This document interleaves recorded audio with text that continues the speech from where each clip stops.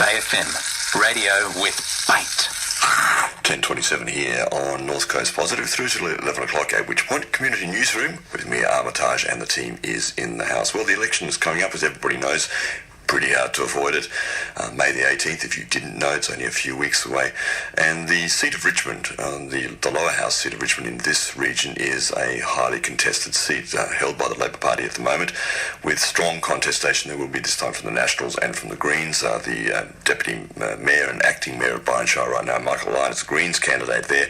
And of course, as usual, there is a number of smaller and single-issue parties involved with the election. And one of those has a representative, has a candidate running for that seat of Richmond in the lower house of federal parliament for the Involuntary Medication Objectors Party, the IMOP.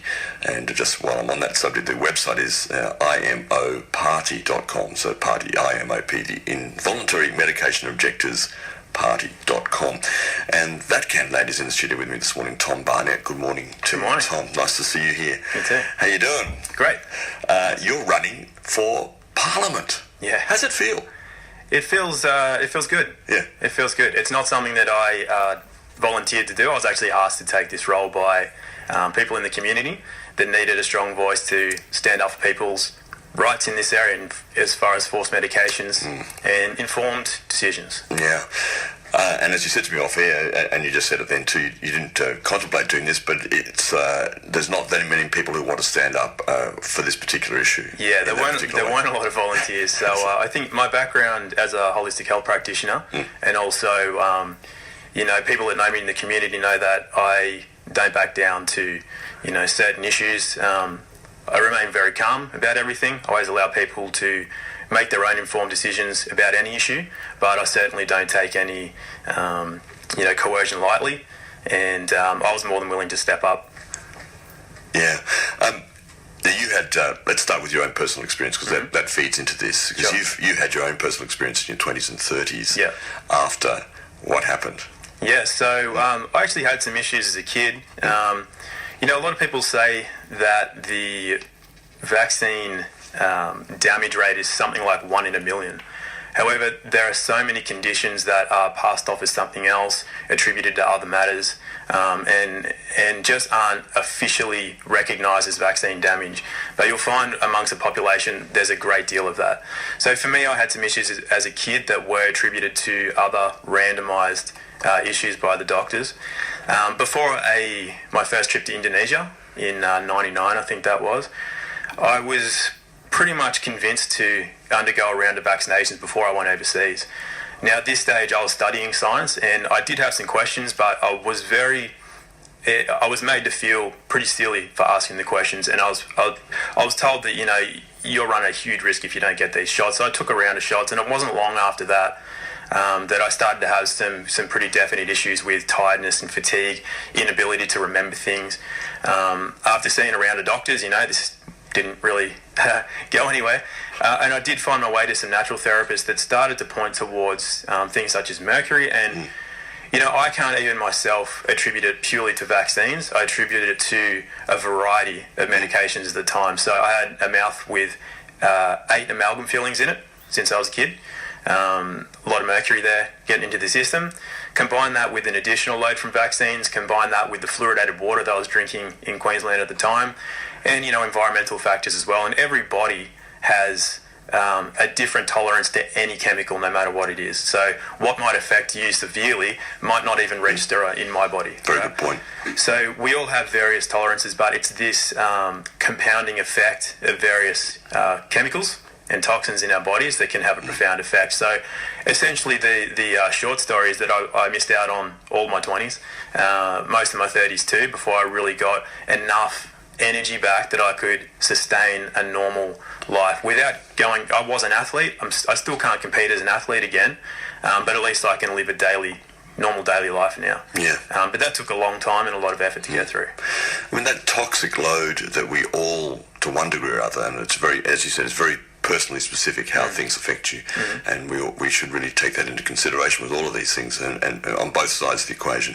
But that toxic load that we all suffer now in the world, and that awareness that's arising, that global awareness, not just of climate instability, but of the poisoning of the planet in so many different ways, our internal poisoning, the poisoning of our food, the health of our soils, of our gut biome, it just goes on and on and on. It would seem that at the very least, vaccines applied to some people who are particularly sensitive, particularly young kids, arguably, may just add to and perhaps exacerbate in quite a negative way some of those that already toxic load that we're experiencing. Yeah, absolutely. Yeah. One thing to be aware of is that as we're seeing more damage these days, it will, if things go through to the point where the government, and which is a corporation, wants to mass medicate the entire population, you're going to see this tenfold in the future generations, because what happens is you have the multiplying effect. Yeah. So generally it's the firstborn gets the largest toxic dump from the parents. It will go into subsequent siblings as well. However, what the current children are carrying now, if that's not removed from their system, that compounds when it goes into their offspring. So we've been seeing a fairly definite increase in rates of asthma, behavioural disorders, skin conditions, cognitive disabilities, autism and the like. There's no denying that these conditions have been increasing exponentially over the past decades, and it will continue to increase as we see this multiplying effect of toxicity. The main problems seem to be the metals, one of the main concerns, as well as mutant antibodies from viruses and things that aren't natural. They're manufactured. So I mean, this area is quite contentious because a lot of the pro-vaccine lobby or stance argue that things like mercury do not exist in current vaccines. And yes, they did once upon a time. Some of these more nefarious substances that are in these vaccines have long been removed. Is that not true? Do you know? Do we know? Yeah, you just need to look at the vaccine insets. If most people have not read one, they're freely available. They have to be freely available under consumer law. So if you just took the time, see, this is the thing. People label me anti-vax, and I wouldn't even label myself that. I just think for myself.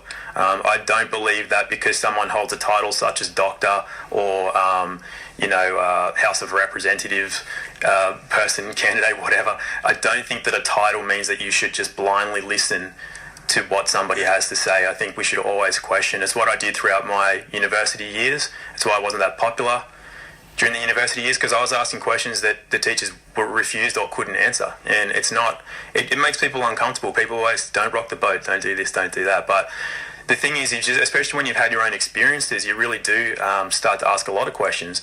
And by asking a lot of questions with an open mind and not trying to go after confirmation bias, which is essentially where you've made up your mind about something, and then you'll find every shred of evidence to support your own point of view without looking at evidence to the contrary. So if anybody wants to, they can look up the ingredients in a vaccine, and then what you can do is then, rather than just look at them, if you don't know what they are, you can research what that ingredient is and what it does. And a lot of them are classed specifically as toxins to the human body. Yes. Now, of course, me being significantly older than you two, I had the vaccine schedule back then, and it was a pretty minimal schedule. And I had most of them, but I also ended up getting, anyway, and I don't know I can't remember what I was vaccinated for, obviously things like whooping cough, but, we were talking about this with some friends yesterday of my vintage, I had chicken pox when I grew up, I had mumps, which is pretty tough. I had measles. I didn't have whooping cough, thank goodness. I had glandular fever. I had a whole bunch of childhood diseases, and most of us of my age were vaccinated and still got a lot of these diseases one way or the other. And the wisdom at the time, and seems to still be the wisdom, and is the sort of more natural therapy wisdom, I believe, is that getting those natural childhood diseases actually instills strength in the immune system. Now, of course, at times, some kids, very few, but some will get very sick, and occasionally people will die. People will die from anything eventually. But the argument for the pro-vaxxers is primarily based nowadays on and the need for interference, so to speak, by politicians and regulation, and actually the forced application of medications of vaccines in particular, fluoridation in some cases, that these things are there because we must have herd immunity. Do you agree with herd immunity? Well, again, if you actually do some independent research, you'll find that there is no such thing as herd immunity. So, again, I really encourage people to do their own research, and a lot of people simply refuse. There's that famous or popular film that came out a few years ago called Vaxxed.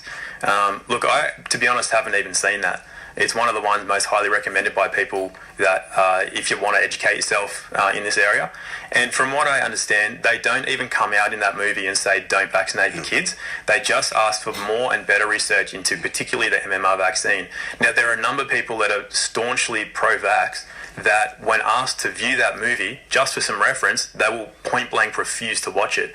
So you've got to kind of ask questions about the state of mind of somebody who will refuse to look at something that may contradict their point of view. So really, if you've got this idea about herd immunity, I would ask you to, really just ask yourself, where is that coming from? Why do you have so much fear surrounding anything, surrounding any issue? It's fear is one of the greatest motivators for marketing. So if you, again, look at where the money trail goes in anything to do with fluoridation, vaccines, any type of medication, we're talking about forced medication, and this also applies to, do you want your parents, for example, going into a home and then being forced to take flu shots, which they may or may not need, various other medications that they may or may not need. So if it's your choice to do so, I support that. Our party isn't saying don't go and vaccinate yourself or your kids. If you feel you need a flu shot or a tetanus shot or your kids need some vaccinations,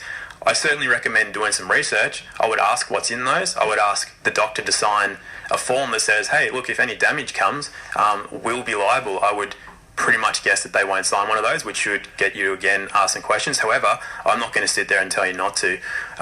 What I am opposed to is the forced medication for the population and coercion. It's really squeezing out those that are financially challenged. Yes, I mean that's the big issue, isn't it? It's financial pressure on those who need that extra pressure least of all in this society. Just go back just quickly for those who don't know. I'm just looking at the Australian standard vaccination schedule here, the current one, which is far different from when I grew up. You've got recommended at birth, at 2 months a whole heap of them, at 4 months, at 6 months, at 12 months, at 18 months, at 4 years, and then onwards into adolescence and teenage years as well. That's an extraordinary amount of stuff sticking directly into your body, into one's body, into these things. It just, to me, it just doesn't make sense. No. But I can understand why people's fear, as you said, is so strong around these issues, and children's lives are the most valuable thing of all. And yet, are we really doing the best we can for our children and for the future? Well, I don't think so either myself. I'm not anti-vax either, but I've certainly asked big questions about this. Absolutely.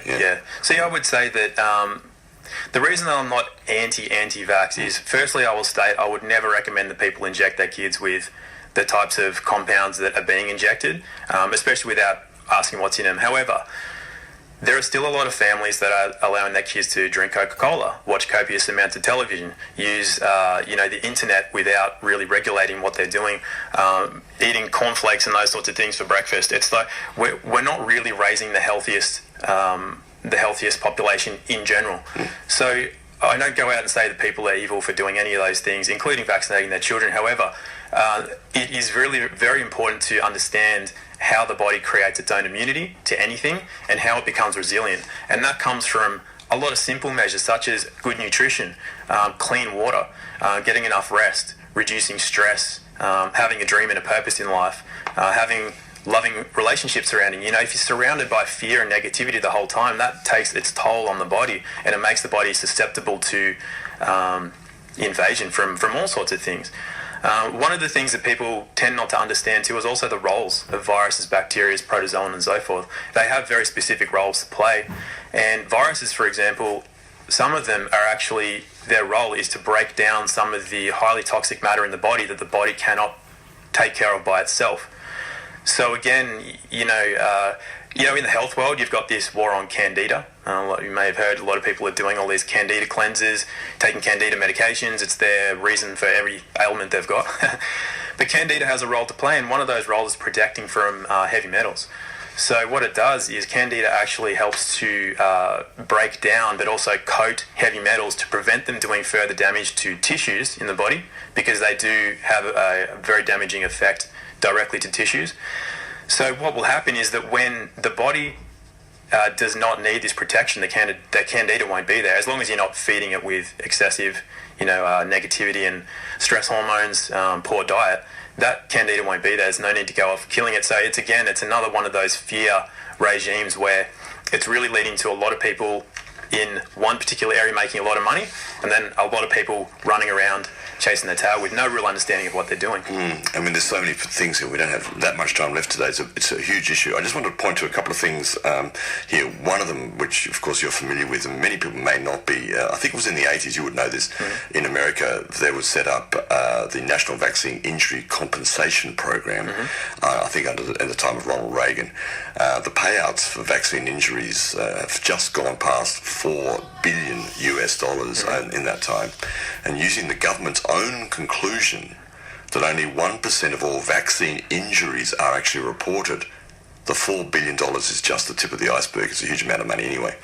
So this body, which was set up to compensate people who do suffer, all the kids suffer from vaccination, it flies pretty under the radar, doesn't it? But there's a lot of money goes through there, and again, having to link it up to, or is it linked to the vaccination policies themselves, which essentially are designed from the recommendations of the World Health Organization. This comes from your co-candidate from Western Australia, Judy Willingman. Judy, PhD, whose PhD thesis summary of the main arguments regarding the control of infectious diseases in Australia. But she says that in the case of vaccinations, the recommendations provided by the World Health Organization under the global health policies. The WHO, though, receives these recommendations from an advisory group called the Global Alliance for Vaccines and Immunisation, the GAVI, the Gavi. This alliance includes the Federation of Pharmaceutical Companies, follow the money, the International Monetary Fund, the World Bank, the Bill and Melinda Gates Foundation, the Rockefeller Foundation, and many more private and public organisations, all with equal input into global health policies. What's wrong with this? Well, you just have to ask where the money's going, don't you? These people are all multi-millionaires and billionaires making a lot of money from vaccines, So that just raises questions.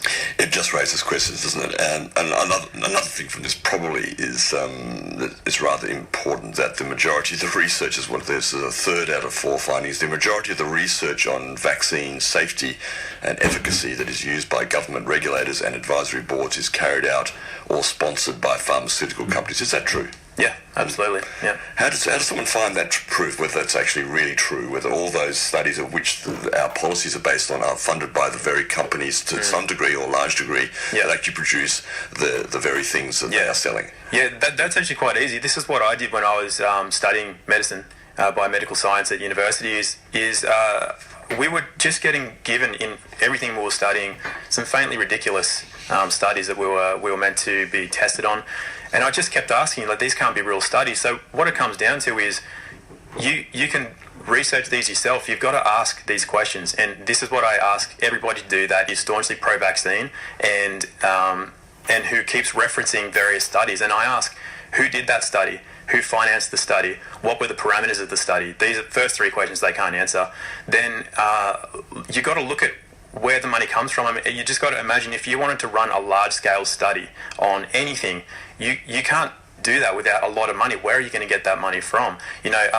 Old mate down at the local organic farm, they don't have the money to put into any sort of scientific funding. So this then comes from the educational bodies which are funded by the pharmaceutical and medical industries, and it's very easy to see where the money trail goes. So yes, this is very easy information to find. You can do your own research and find that pharmaceutical companies finance all of these studies. They're all financed by them.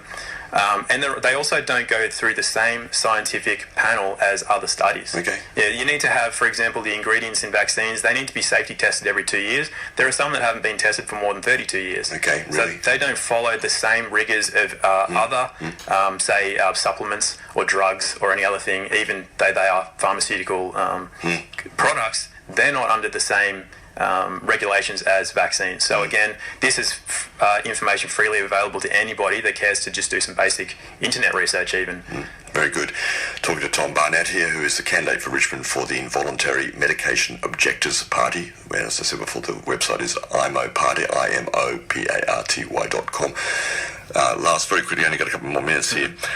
You've got seven other candidates in the field in the seat of Richmond.